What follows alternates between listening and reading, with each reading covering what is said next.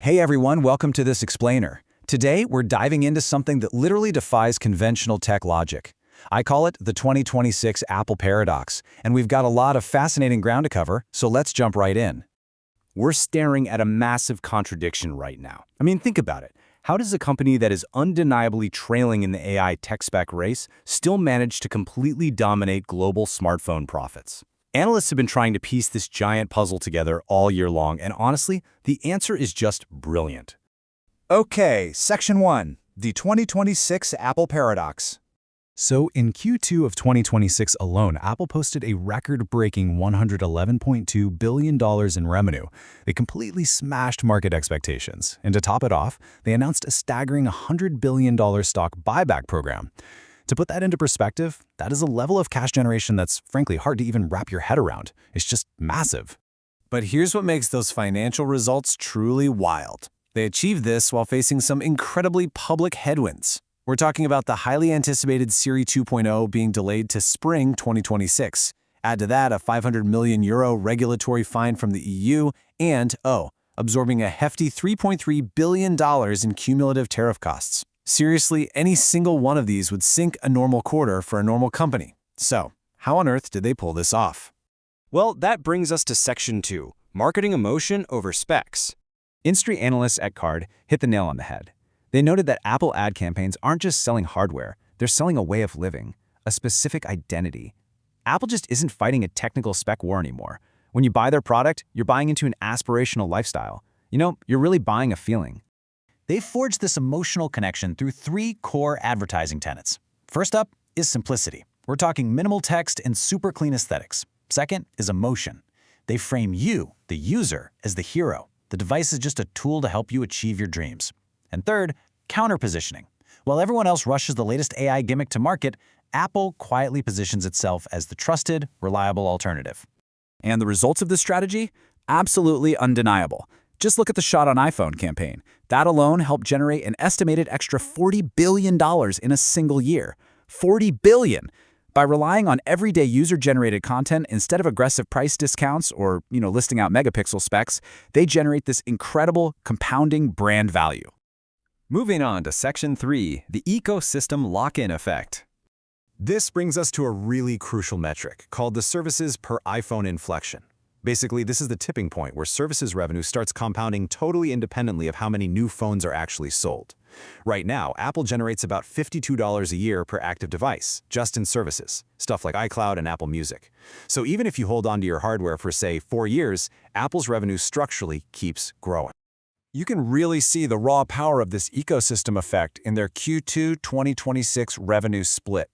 iPhone revenue remained incredibly strong at nearly $58 billion. But services? Wow.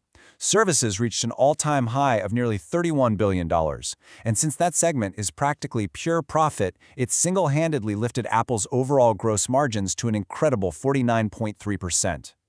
Actually, this ecosystem perfectly explains their latest hardware moves. The new $599 MacBook Neo isn't just a cheap laptop, it's a Trojan horse.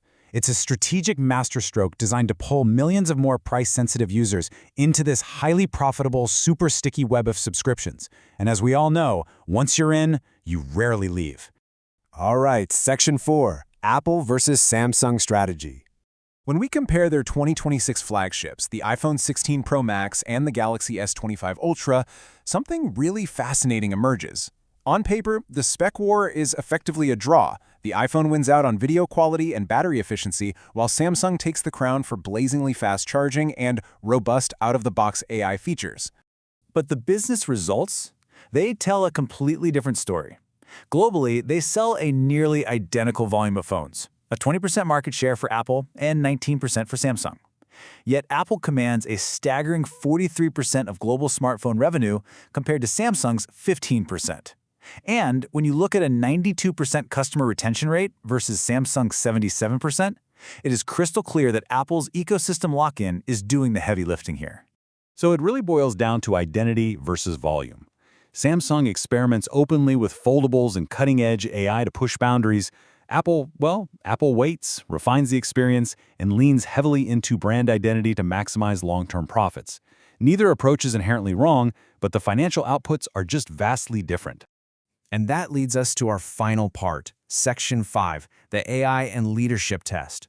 So, the AI deficit is definitely the elephant in the room. Apple Intelligence is currently trailing competitors.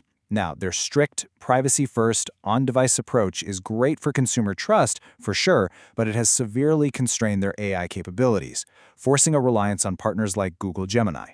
Simultaneously, they're facing some fierce nationalistic competition in China from Huawei's rapidly advancing domestic AI.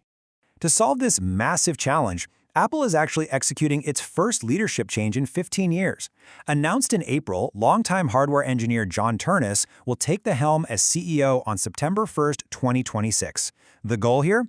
Put a brilliant hardware mind in charge to tightly unify their custom silicon with their AI software stack. At the exact same time, they're drastically accelerating production to ensure the majority of US-bound iPhones are produced in India by year's end, trying to dodge those volatile global tariffs. Which leaves us with one deeply provocative question. Can a hardware-first CEO actually win the AI software war?